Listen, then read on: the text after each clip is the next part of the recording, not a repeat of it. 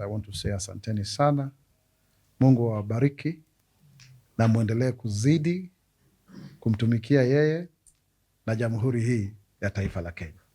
Nimefurahi sana kuwa msemaji mkuu wa serikali kwa muda uliopo, kuwa sauti rasmi ya serikali na kuzungumza ukweli wa mambo. Wakati mwingine kumekuwa na kukanganya mkubwa kwa sababu watu wanafikiri serikali haisemi ukweli. Ni kipindirii. Lakini hapa ni stori za jaba. Lakini sisi wenyewe tumejaribu kuhakikisha kwamba tunahadithia yale makuu ambayo serikali imeweza kufanya. Sio mwisho, ni kubadilisha taswira na sura, ndiposa tuweze kuendelea kuitumikia hii jamhuri katika nyadhifa nyingine tofauti tofauti. Kwangu mimi, nimewahi kutumika katika nyanja tofauti. Niliwahi kuwa mwanabodi wa halmashauri ya kwanza ya kitaifa kuhusu watu wenye ulemavu nikiwa tu kijana mdogo wa miaka 22. Baada ya hapo, nilitumika katika mashirika yasiyo ya kiserikali humu nchini na hata anga za Afrika na kimataifa.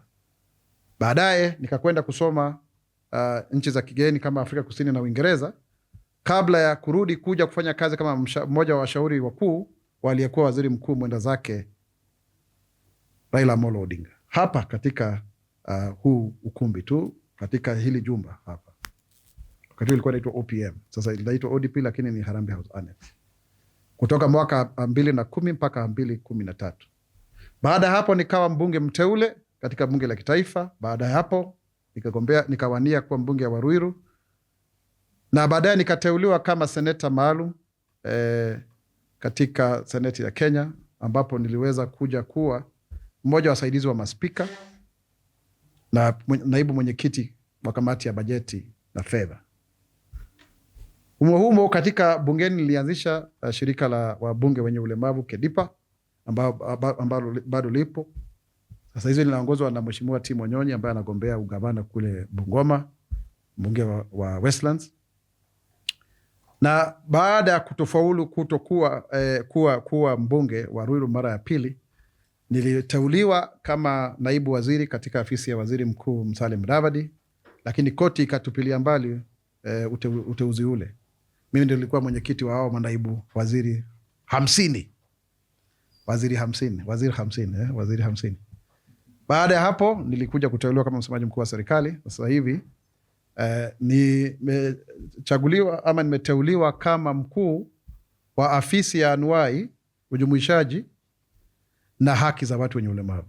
Anuai, ujumuishaji na haki za watu wenye ulemavu. Anuai, ujumuishaji na haki za watu wenye ulemavu. Diversity, Inclusion and Disability Rights. Anuai, ujumuishaji na haki za watu wenye ulemavu katika afisi ya rais.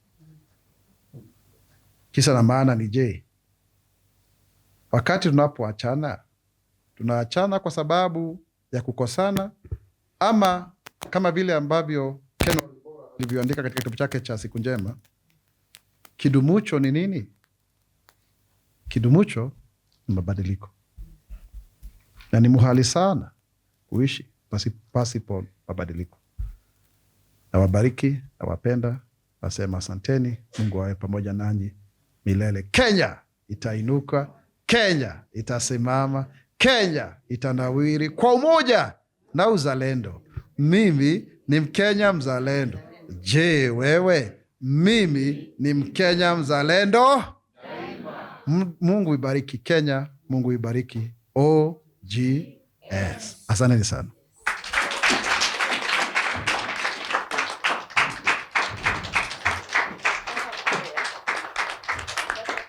Thank you.